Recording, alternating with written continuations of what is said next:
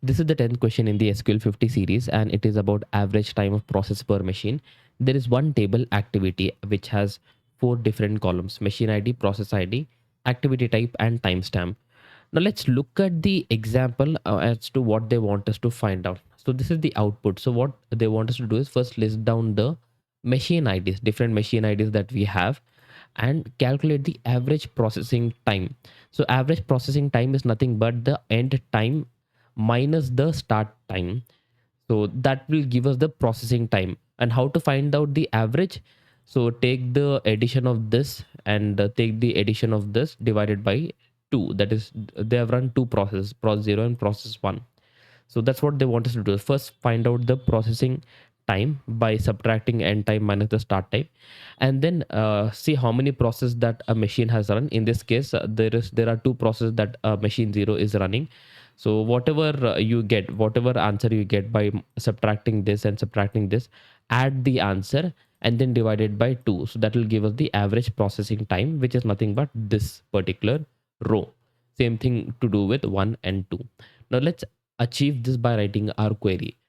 We can achieve this by self joining a table. So first let's write a select statement. I always suggest write select and select the column, but in this case, in order to analyze how the table looks, we'll select everything. Okay, select everything from table.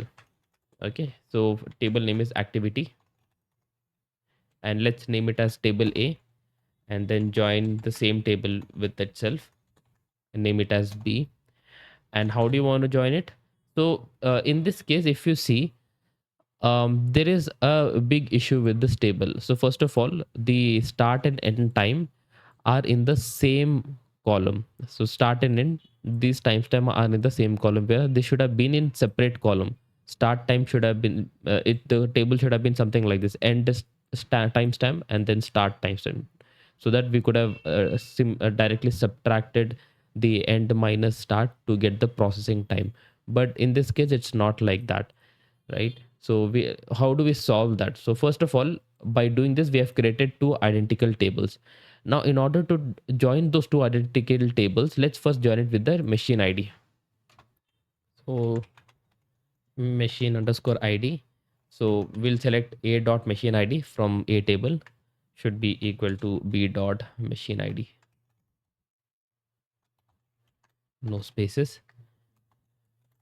And then we have process ID as well. So each machine has different processes. So let's join the process ID as well. So a dot process ID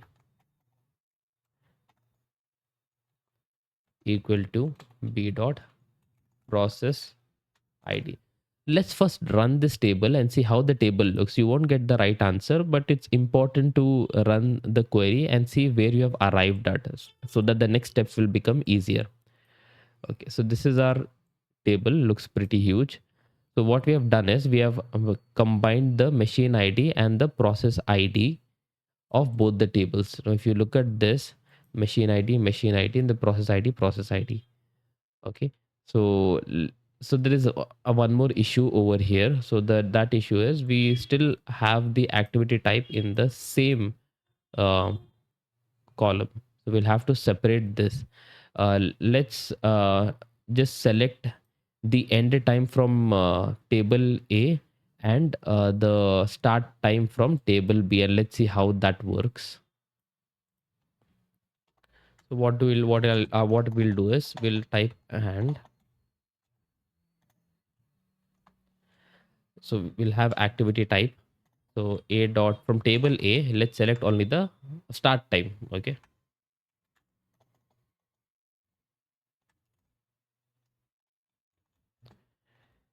So should be equal to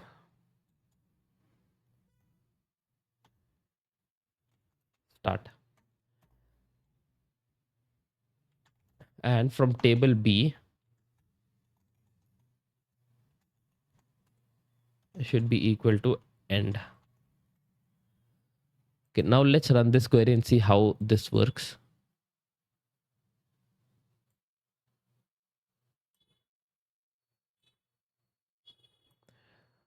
Okay, so now we have a huge table. So the left, this is the left table, and this is the right table. Okay, the left table has machine ID, process ID, and only the start time. The right table has machine ID, process ID, and only the end times. Now what we have to do is we have to subtract the end time minus the start time. Okay, and then group it by machine ID, and whatever result we get, we have to average it out. Now it's pretty simple. You can only pause the video and figure out how we can do that. Okay, so the work comes here on the select statement. Now we have to select machine ID as specified in the question. Let's select the machine ID from A table, comma. Now we have to first find the processing time. So how do we find the processing time? So we'll have to take B dot timestamp, because that's the end time, minus A dot timestamp. This is the start time. So this whole thing will give us the processing time. Okay, now in the question, how they want us to name it as, let's just check that out. So they want to name it as processing time. So we'll add the alias here as processing time.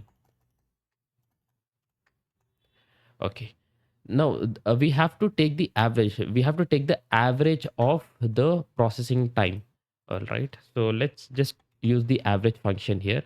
And they have specified another thing in the question. If you have noticed, they're saying that the the result should be in 3 decimal places.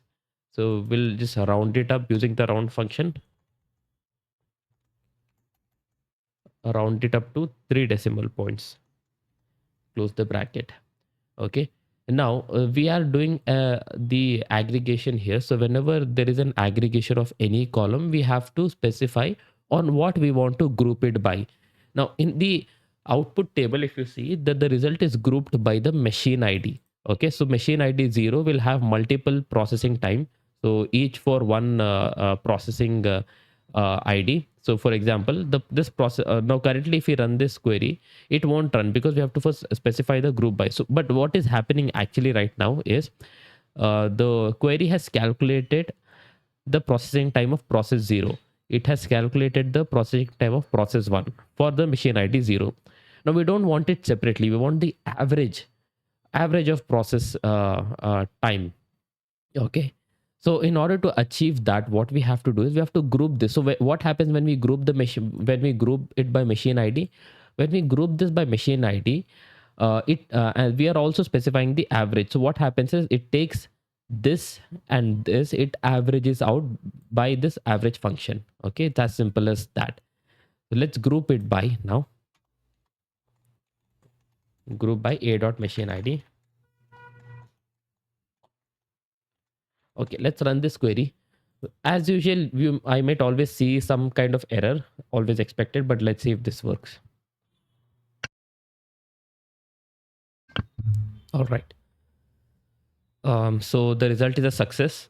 Luckily, there is no error. The query seems to be working fine. This is our output, which is also the expected output. Thank you so much. In case if you're not aware, I am running a playlist of SQL 50 interview question series. So kindly click on the link that you see above. That will give you the playlist information. So kindly follow my channel and subscribe to my channel. And please share these videos if you find this helpful. Thank you.